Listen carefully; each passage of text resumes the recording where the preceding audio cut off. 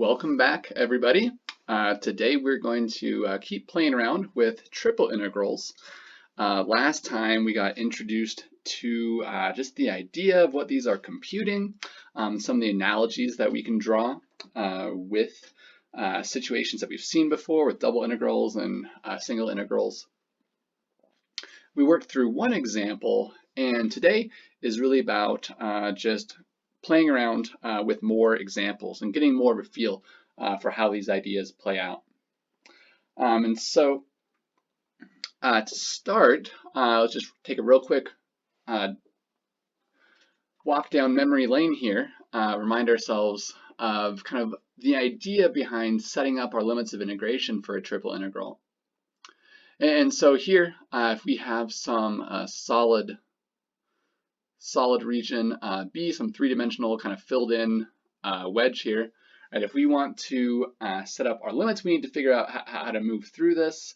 And if we want to move our variable z first, then we're imagining keeping x and y constant. And so that looks like, just picking some xy and then just moving perfectly in the z direction, just vertically, right? You can imagine just looking straight up in the z direction. And as we move z, we're going to want to start z at the bottom of this wedge and then move up and then pop out of the top at the kind of slanted side there. And if we pick a different xy point and we move in the z direction, again, we're going to want to start at the bottom side there and move up and then pop out at the slanted side.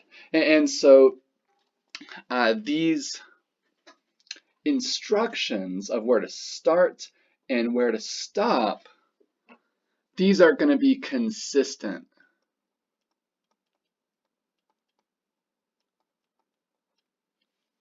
Consistent start-stop instructions for our z variable. And so what that means is that we can use these formulas for our bottom side and our top side as our limits of integration. So here we're telling z where to start and then z where to stop. Right? And the question then is, okay, well, what xy points do we do this for?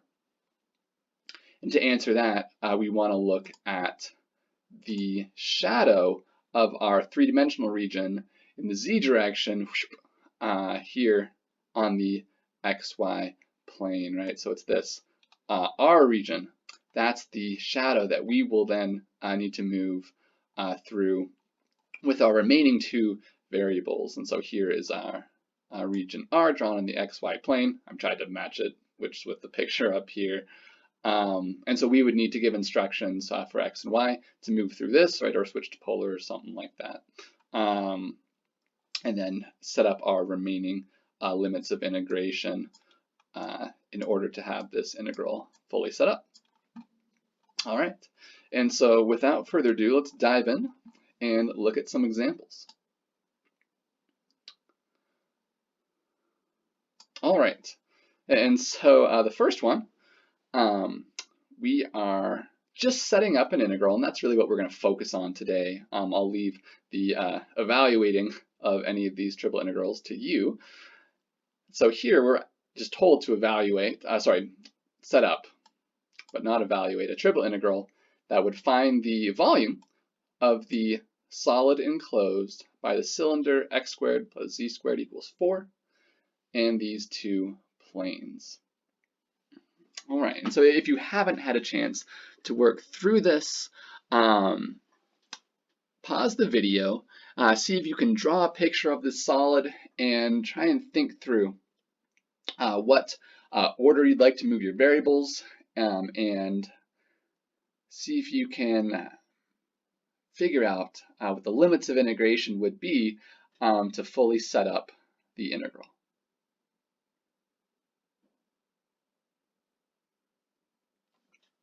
All right, so let's see how this one goes.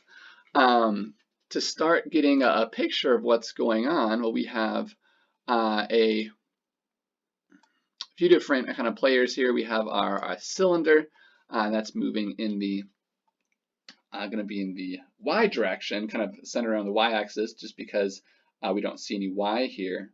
And then we have these two planes, and so right, if we just graph this in the xz plane, we get a circle of radius 2, centered at the origin, and so to get our cylinder, we're going to spread that forward and back in the y direction.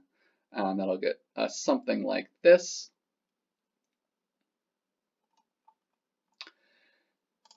And now, so there we get our cylinder there.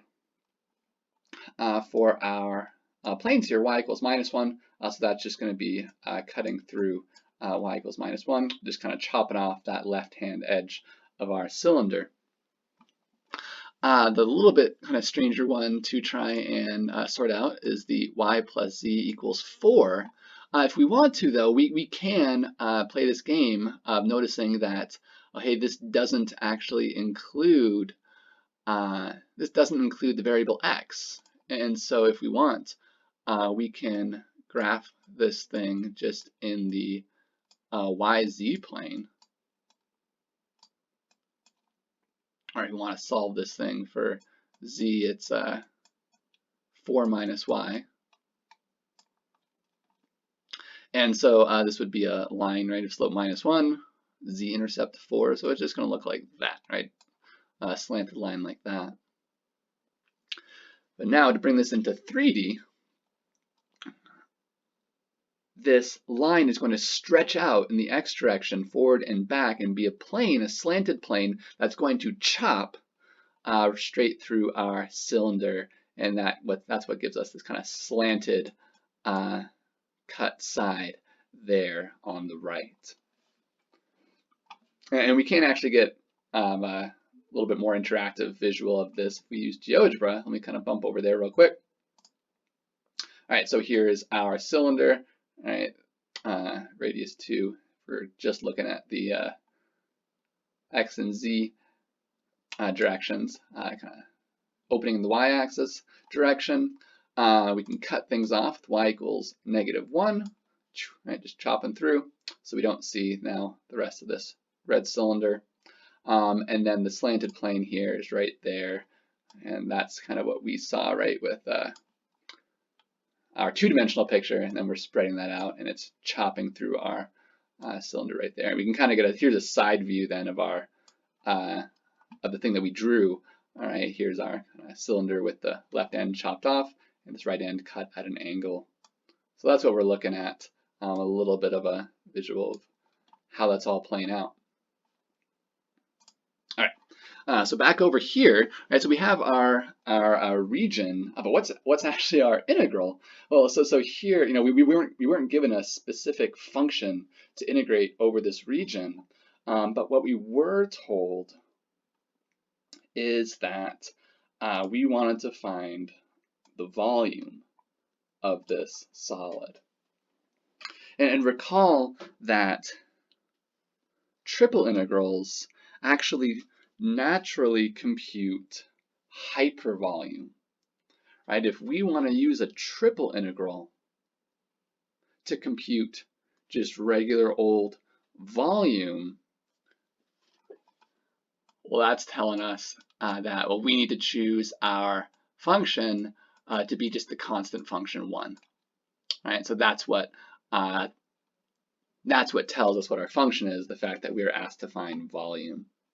And so we know that our function just has to be the constant 1. And so now the rest of our task is just figuring out how to move through this three-dimensional region here, this B. It's filled in to get our limits of integration. And so to do that, we need to pick a variable to move first. And just with the cylinder kind of opening nicely in the y direction, let's think about moving y first. We can ask the question, right, do we get consistent instructions if we move our y variable first? And so again, we'll kind of imagine pushing up against the left here, choosing some xz, and then moving in the positive y direction. We'll want to start at this left-hand side and then move through and then pop out on the slanted side over on the right.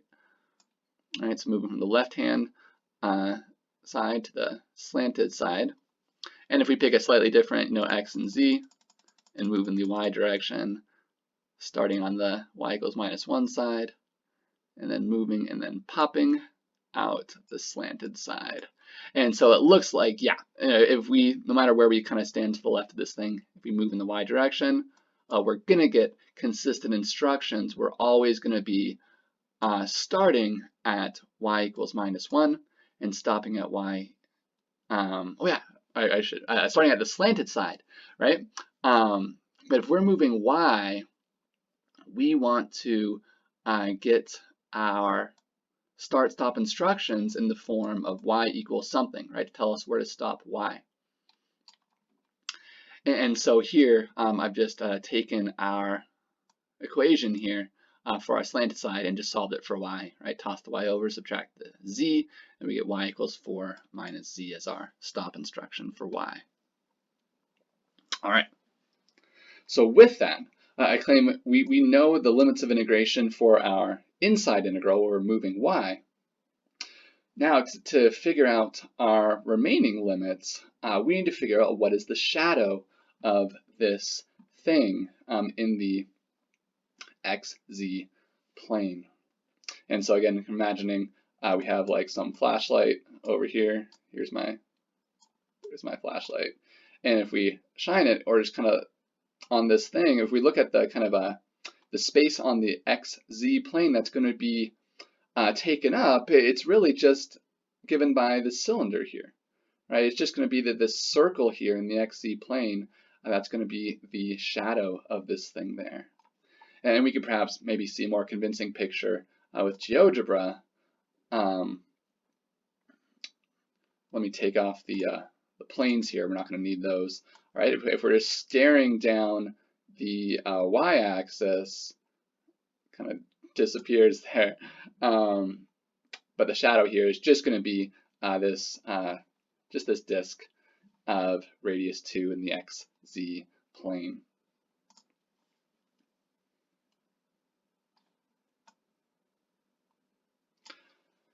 All right, and so there it is, right? The equation is just as the same equation of our cylinder, x squared plus z squared equals 4.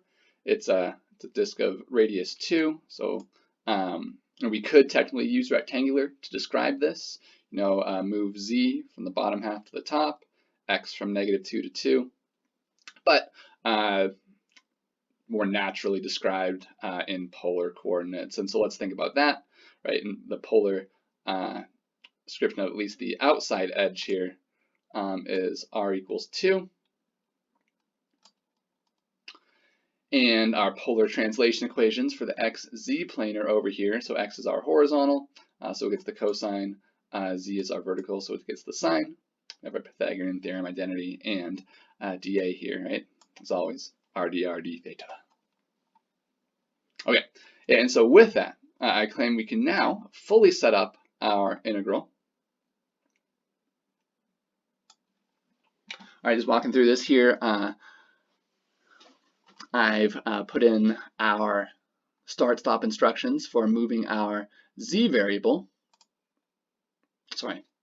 Moving our y variable, starting at -1, always stopping at 4 minus z. And then to move through our shadow here, right? The description this, for any angle we choose, we're going to want to start r at 0 and move it out to r equals 2. And so that gives us our limits of integration for our second integral. And what thetas do we want to do this for? Well, we want to move all the way around the circle. So theta is from 0 to 2 pi. Right, and our same function 1 kind of hangs out. Our dA, right, becomes r d theta, and I've once more kind of slid the r into kind of the main function area. And then there's the dr d theta. And then the last thing to do, since we want our variables to only be y, r, and theta, we can take the z that is showing up in our limit here and just swap it out for what it is in terms of polar using our equation up there. So we have 4 minus r sine theta. And that right there is a fully set up, good to go triple integral that would compute the volume of our three-dimensional region there.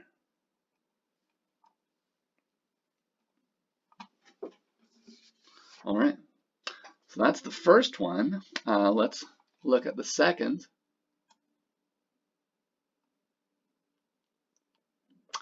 So here, we're looking at an integral that we saw in class, where it's the region bounded by paraboloid and the plane x equals 4. In class, we moved the x variable first and then used polar to describe the YZ plane, and that's definitely the cleanest way to think about it. But just for fun and for practice, right here we're wanting to switch things up and now use the order dz, dx, dy, right? So we're moving z first, then x second, and then y third. And so if you haven't worked through this yet, pause the video and get the picture of our solid and think about what our stop instructions would be for moving z, what the shadow would look like, and then how to move x and then y to get the rest of our limits of integration there.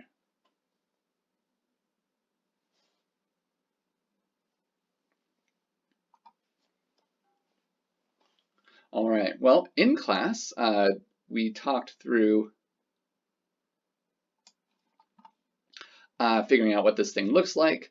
So there's our paraboloid opening in the x direction, and we're cutting this thing off at x equals 4, getting this kind of Christmas ham type shape. And so here, if we're wanting to move z, then again, we're kind of imagining we've chosen an xy, and we just want to move straight up in the positive z direction. And notice we're going to start at the bottom of our paraboloid and then move up and then pop out at the top of our paraboloid. All right, and maybe if we choose a slightly different xy, maybe something over here, and we're going to move up and we're going to start when we hit the bottom of our paraboloid and then move up and then pop out of the top. And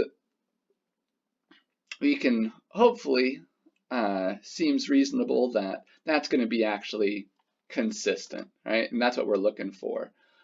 Do we get consistent instructions if we move z first? And it looks like, yeah, we're always going to be starting when we hit the bottom of the paraboloid and then moving up till we hit the top and then stopping there. All right, so it looks like we get consistent instructions, and so we can get by just with one integral. And so our start-stop instructions, we're going to start at the bottom of the paraboloid, stop at the top. And again, since these are instructions for z, we want these instructions to be in the form z equals something, z equals something, telling us where to start and stop z. And so here, what we need to do, since these are coming from the paraboloid, we need to take our paraboloid equation and work that into where we've solved for z. And so just a few steps to work through that here. There's our paraboloid equation, right? Toss the 4y squared over, divide by the 4. Here I'll just leave it like this. And then if z squared is this stuff, well then z could either be the square root of that stuff or negative the square root of that stuff, right? And the positive here, that's going to give us the top of the paraboloid, and the negative here, that's going to be giving us the bottom of the paraboloid. And so those two become our starting and stopping instructions for z. And so with that, and we now know the limits for our first integral. For the remaining two, we need to think about what the shadow of this thing looks like in the z direction.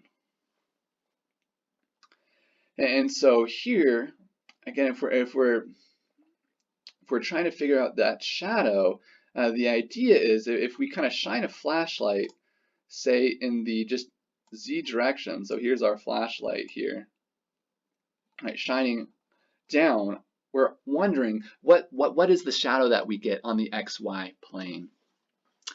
And what I claim is that, well, the space taken up on the xy plane, it's going to be essentially where our paraboloid here is fattest, right? Right along the kind of yz plane, kind of like this. And I think this picture now is maybe less clear to see that. Well, let's jump over to GeoGebra.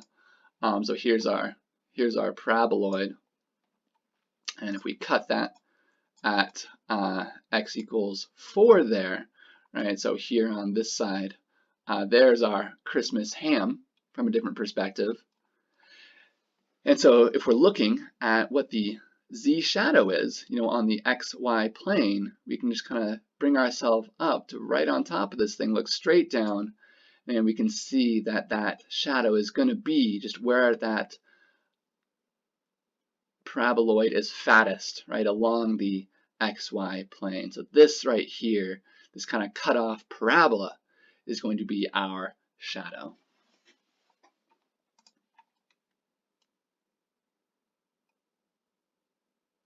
And so drawing that, notice that it's opening up in the x direction, then we're cutting it off at x equals 4. And so here's that picture.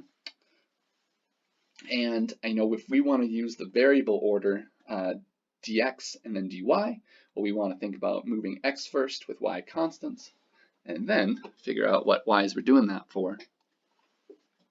And so here, right, we're going to think about setting a y and moving x, and we want to figure out when to start and stop. And so here, we want to start x when we hit that parabola, move through, then stop when we hit x equals 4. And that's going to be consistent, right? For any y that we pick, if we move in the positive x direction, we're always going to be starting at the parabola and popping out, stopping at the x equals 4 side.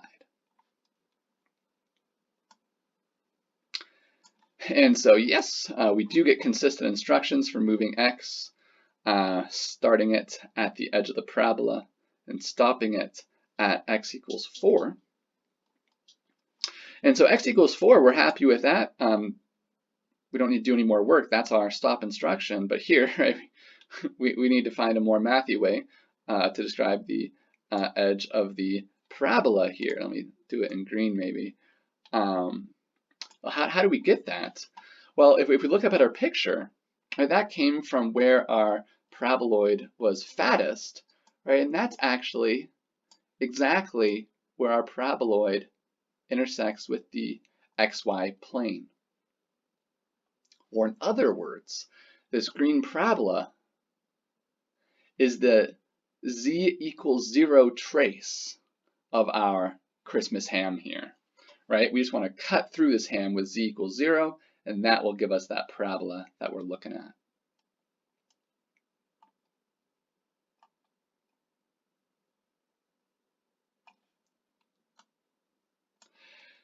And so if we take our formula for the parabola and just pop in z equals 0, there it is, the z equals 0. So that second term dies off, and we're just left with x equals 4y squared. And so that is our nice starting instruction for x. Right, that's what goes there. All right. So that's how we move x. The very last variable, y. Right, our question is, as always, is, all right, well, what y's do we do this for?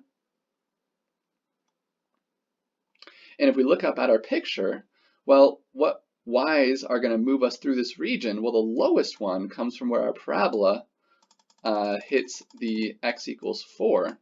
Right? We need to know what that y is. And the highest y comes from, again, where the parabola hits that x equals 4 line.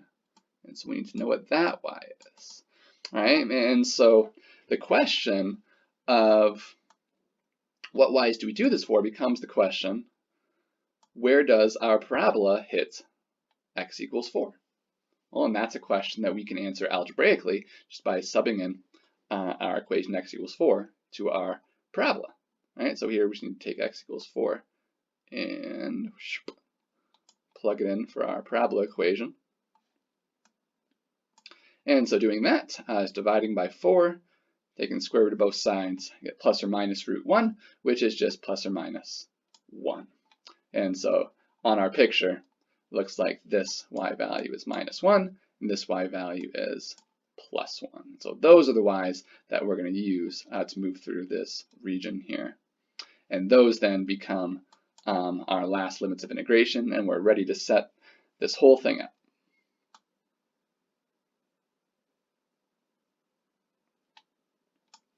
All right, so here we've given our integral. Notice our function, the ever humble x, is just kind of hanging out. Right, and we're just using rectangular x, y, and z variables here, so we don't have any polar stuff going on. Right, and here's the order that we chose, moving z first, and then x, and then y. And our start-stop instructions for z come from the bottom of our paraboloid, and then the top of the paraboloid. And then on the shadow, we were starting x at the parabola, stopping it at the x equals 4 line. And then for what y's do we do this for? Well, y is from minus 1 to 1. Right? And right there, that is a nice, fully set up triple integral that would go through and add up the information of x over our Christmas ham. Again, this is not the cleanest way to do this, but I think that this order, forcing ourselves to use a little bit more awkward order, is a nice way to get us to think through these questions that are involved in setting up our limits of integration. All right, 2 down, 1 to go. For our last one, we are told to evaluate the triple integral. Again, I guess we just really like adding up the information of x, where b now is the tetrahedron in the first octant. That's a fun word. Cut out by the plane 2x plus y plus z equals 4.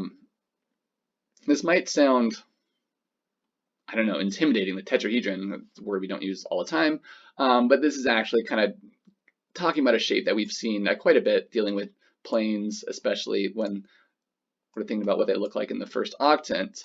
The idea with the tetrahedron is that it just has 4 kind of triangular sides, so it has 1 triangular face and then 3 other kind of triangular faces as well. And so the idea here to get a visual on this is let's figure out the x, y, and z intercepts of our plane here, and then we can get a nice picture, and then that solid that's kind of defined here in the first octant, that's the region B that we are integrating over. So if you haven't worked through this yet, pause the video, see if you can get that picture and set up this integral. Yeah, maybe wait on the evaluation for now.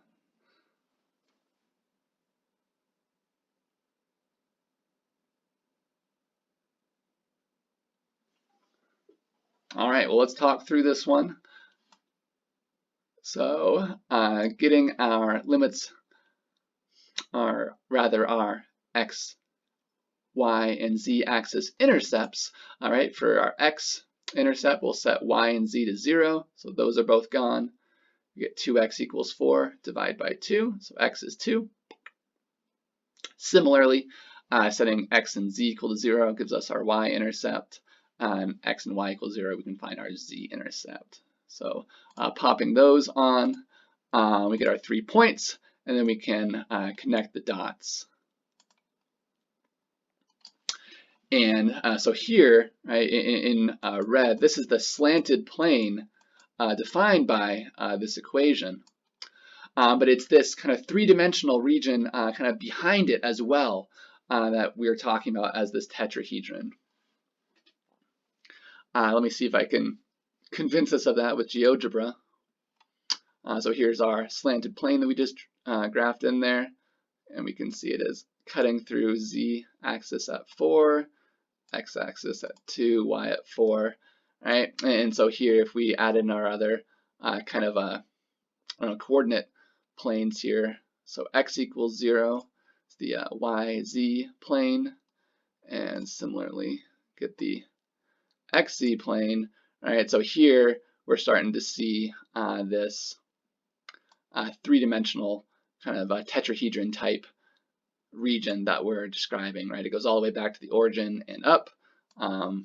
It has this kind of triangle as its side on that side, and the triangle on this side, and a triangle has its side on the bottom as well.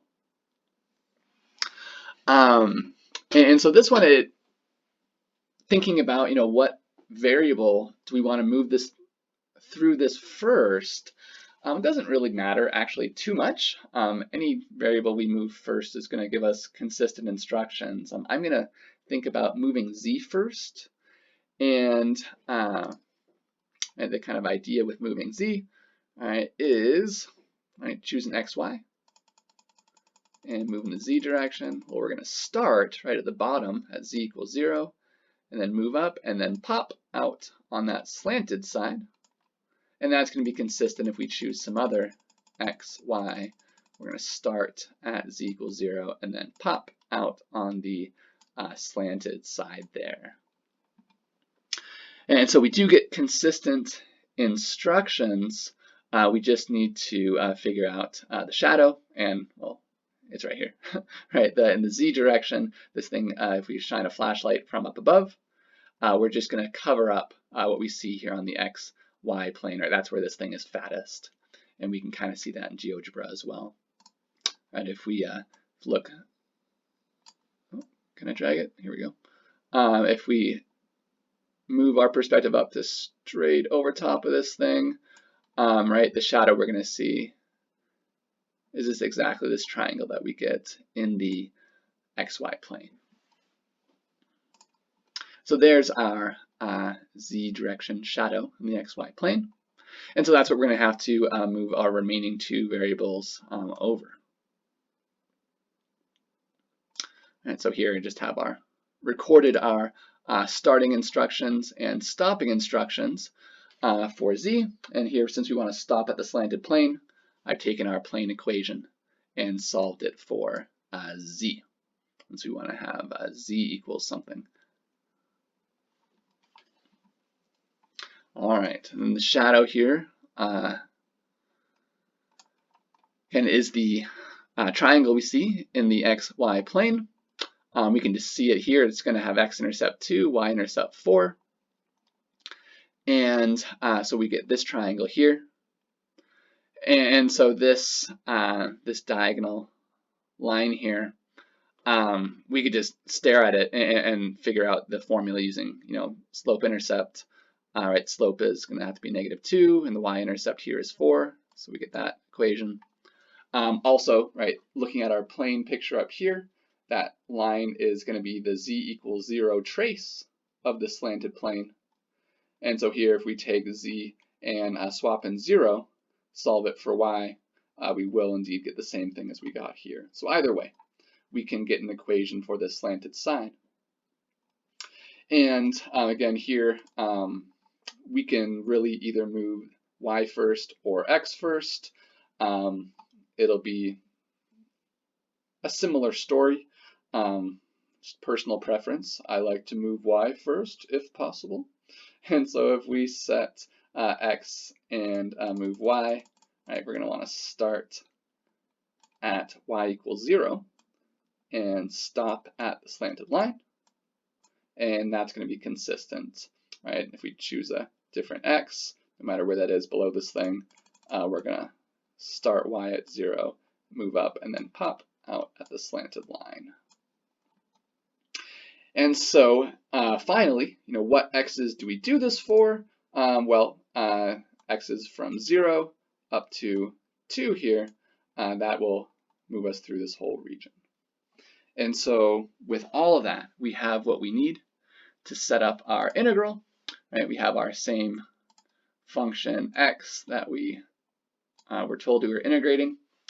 We have our start-stop instructions for z, our start-stop instructions for y in the shadow, and what x's we're doing that for from the shadow. And so with that, we have our integral in this particular order fully set up, and we are now ready to go ahead and start cranking out these integrals, which I will not do on the video. I'll leave that for you to do. You got to be pretty careful with algebra, but it's very doable. I encourage you to work through it and see if you can get to the final answer that's on the last page of your note sheet. All right. Mute it. Okay. Well, that is it for today. Good work, everybody. If you have any questions, post those to Piazza, and I will see you next time.